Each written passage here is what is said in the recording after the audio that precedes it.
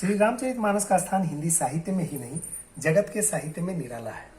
इसके जोड़ का ऐसा ही सर्वांग सुंदर, उत्तम काव्य के लक्षणों से युक्त, साहित्य के सभी रसों का आस्वादन करने वाला, काव्य कला की दृष्टि से भी सर्वोच्च कोटि का तथा आदर्श गार्हस्थ जीवन, आदर्श राजधर्म, आदर्श पारिवारिक जीवन, आदर्श पातिव्रत धर्म, आदर्श भातृ धर्म के साथ साथ सर्वोच्च भक्ति, ज्ञान, त्याग, वैराग्य, सदाचार की शिक्षा देने वाला, स्त्री, पुरुष, बालक, वृद्ध और युवा सबके लिए समान उपयोगी और एवं सर्वोपरि सगुण साकार भगवान की आदर्श मानव लीला तथा उसके गुण, प्रभाव, रहस्य तथा प्रेम के गहन तत्व को अत्यंत सरल, रोचक और ओजस्वी शब्दों में व्यक्त करने वाला दूसरा ग्रंथ हिंदी भाषा में ही नहीं, कदाचित संसार की किसी भाषा में आज तक नहीं लिखा गया।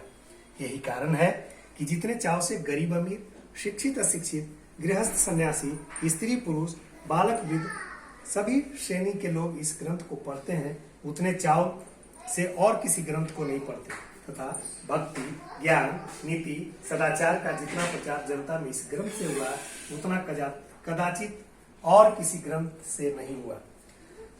जिस ग्रंथ का जगत में इतना मान हो, उसके अनेकों संस्करणों का छपना और उस पर अनेकों टीकाओं का लिखा जाना स्वाभाविक ही है। इस नियम के अनुसार श्री रामचरितमानस के भी आज तक सैकड़ों संस्करण छप चुके हैं।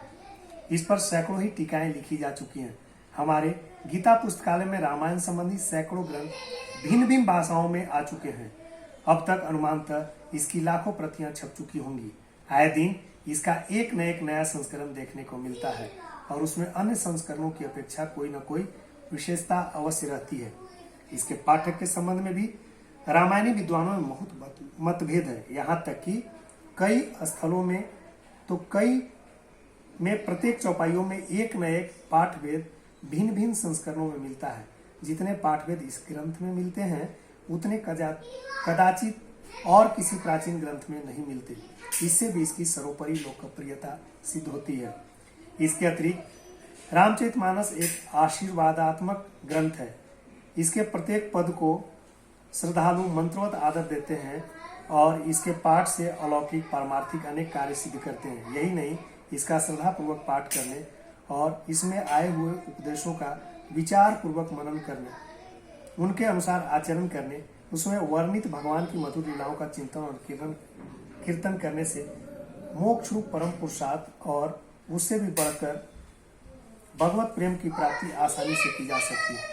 क्यों न हो, जिस ग्रंथ की रचना गोस्वामी तुलसीदास जैसे अनन्य भगवत भक्त के द्वारा, जिन्होंने भगवान श्री राम की कृपा से उनकी दिव्य लीलाओं का प्रत्यक्ष अनुभव करके यथार्थ रूप में वर्णन किया है, साक्षात भगवान श्री गौरी शंकर जी की आज्ञा से हुई तथा जिन पर उन्हीं भगवान ने सत्यम शिवम सुंदरम लिखकर अपने हाथ से सही की, उसका इस प्रकार अलौकिक प्रभाव कोई आश्चर्य की बात नहीं है। ऐसी दशा में इस अलौकिक ग्रंथ का जितना भी प्रचार किया जाएगा उतना अधिक पठन पाठन और मनन अनुशीलन होगा, उतना ही जगत का मंगल होगा। इसमें तनिक भी संदेह नहीं है। वर्तमान में तो जब सर्वत्र हाहाकार मचा हुआ है, सारा संसार दुख और अशांति की भीषण ज्वाला से जल रहा है, जगत के कोने कोने में मार काट मची हुई है, प्रतिदिन हजारों मनुष्यों का संहार हो रहा है, करोड़ों अरबों की संपत्ति एक दूसरे के विनाश के लिए खर्च की जा रही है, विज्ञान की शारीरिक शक्ति पृथ्वी को शमशान रूप में परिणत करने में लगी हुई है, संसार के बड़े से बड़े मस्तिष्क संहार के नए नए साधनों को ढूंढ निकालने में व्यस्त है। जगत में सुख, शांति और प्रेम का प्रसार करने, भगवत कृपा का जीवन में अनुभव करने के लिए रामचरितमानस का पाठ एवं अनुशीलन परम आवश्यक है।